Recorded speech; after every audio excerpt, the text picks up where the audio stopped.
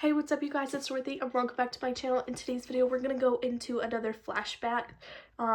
This one is of Simon. So we're going into another flashback from the book One of Us is Back by Karen M. McManus of Simon's flashback.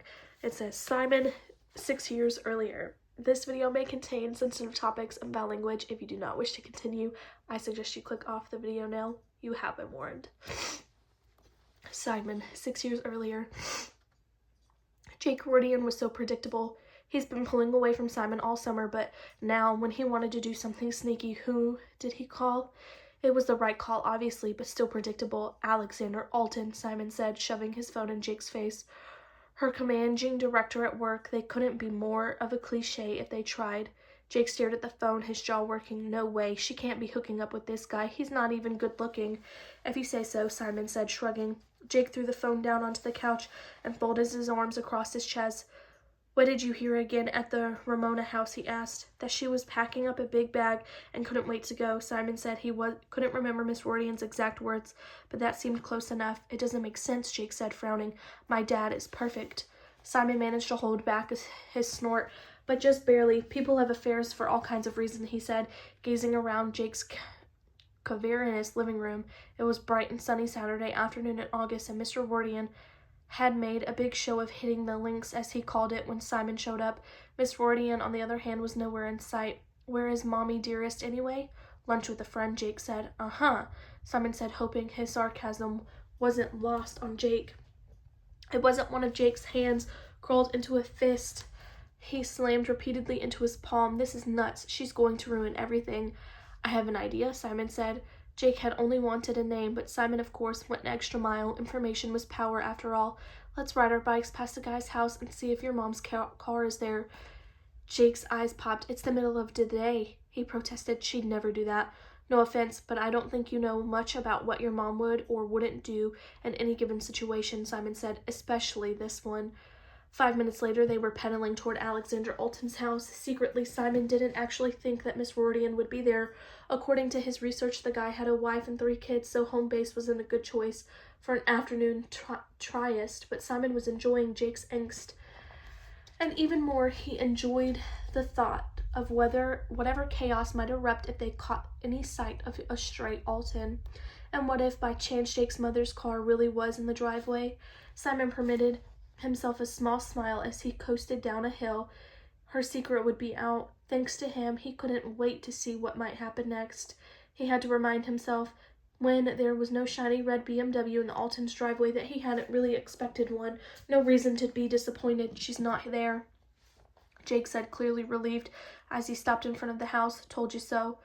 Not now, anyway, Simon said, gazing the empty driveway of the neat, compact bungalow in front of them. It was set off by itself at the end of a long, winding road and was barely the size of Jake's living room.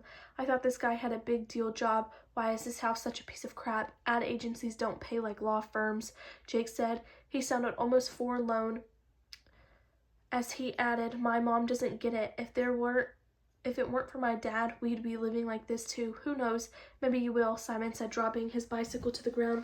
Let's check out the rest of it. What? No, Jake protested. Somebody might be home. So what? Simon asked, looping across the street. We're just a couple of kids cutting through a yard. Happens all the time. Jake was too much of a coward to follow, though he stayed behind on the sidewalk as Simon made his way up to the Alton's driveway. The house, with its French blue paint and bright white trim, wasn't as bad as he and Jake had made it out to be. It had a bay window on one side and an attached garage on the other, with a small porch full of flowering plants surrounding the front door. You couldn't see any other houses from the Alton's yard, which Simon considered a real estate plus. His own neighbors weren't nearly distant enough. Simon headed around the back, curious if there might be a deck or a low enough window he could peer inside.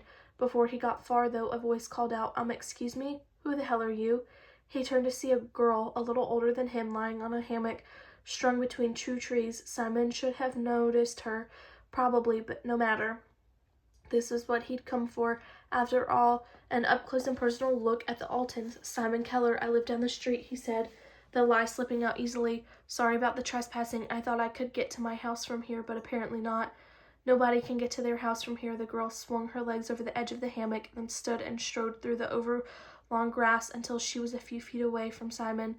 This must be Alexander's 16-year-old daughter, Chelsea, unless the Alton family was in the habit of letting random kids use their hammock. She struck Simon into a territorial for that to be the case, though. I've never seen you before, she said, eyes narrowing. Same, Simon thought, but that wasn't surprising. Even though they were only a few years apart in age, from his research he knew that Alexander's Alton's wife was a teacher at Darmtor Prep, a private school in East Lynne, and that all the Alton kids were there, free of charge, probably. Although Dartmoor was already the cheapest private school around, could it even call itself a prep school? Simon wondered, with such abysmal Ivy League acceptance rates. I'm relatively new to the area, Simon said. Another eye. He lived in the cursed town his entire life. Chelsea shrugged. She clearly wasn't the sociable type, which Simon could respect. He wouldn't make polite conversation with somebody trespassing in his yard either. Well, you can go now, she said, making a shooing motion with one hand. Back the way you came. Simon wasn't quite ready for that. You probably know my friend, he said. Who's that? Chelsea asked. There was a cool, praising wariness in his eyes that interested him. It was the same look he sometimes saw reflected in his own mirror. She'd be a worthy adversary, he thought, or ally. Who knew where fate might take them if the Rodian Alton affair exploded, and spectacularly as Simon hoped it would. Jake Rodian, he said, watching her carefully. There was no flicker of recognition of the girl's face. Never heard of him. Don't worry, Simon said. You will.